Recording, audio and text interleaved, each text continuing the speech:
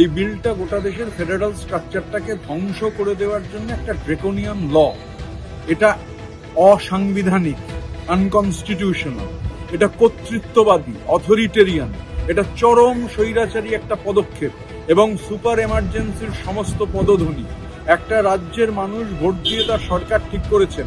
কেন্দ্রীয় সরকারের কোন অধিকার আছে আমাদের কেন্দ্র রাজ্য সম্পর্কের যা ব্যবস্থা তার মধ্যে সেই যে রায় মানুষের, সেই রায়কে অগ্রাহ্য করা, জুডিশিয়াল যে ব্যবস্থা, জুডিশিয়াল ব্যবস্থাকে আন্ডারমাইন করা, সমস্ত কিছু হাতে নিয়ে নেওয়া, কেন্দ্রীভূত করা, সমস্ত ক্ষমতা কেন্দ্রের হাতে থাকবে, কেন্দ্র যা খুশি করবে এবং কেন্দ্রের হাতে এই এজেন্সি রয়েছে E2, ইলেকশন কমিশন, ইডি সহ অন্যান্য যে এজেন্সি, এই সরকারটা এজেন্সির সরকার এবং এটা একদম এক কথায় সুপার ইমার্জেন্সি।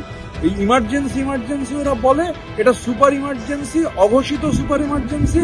এমন পরিস্থিতি তৈরি হবে যাতে গোটা দেশে আর তো ভোটের কোনো মানে থাকবে না। মানুষের ভোট লেজিসলেচারের একমাত্র ক্ষমতা রয়েছে সরকার পরিবর্তন করা।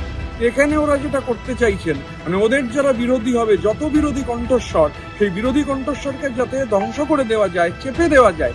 এবং অদ্ভুতভাবে আমার শুধু গত শতাব্দীর 30-এর দশকের জার্মানির কথা মনে পড়ে যাচ্ছে। ফ্যাসিবাদের যে চরম চেহারা দেখা গিয়েছিল, এবং আশ্চর্য হওয়ার কিছু নেই, বিজেপি RSS তারা এই ফ্যাসিবাদী যে আদর্শ, সেই আদর্শে বিশ্বাসী।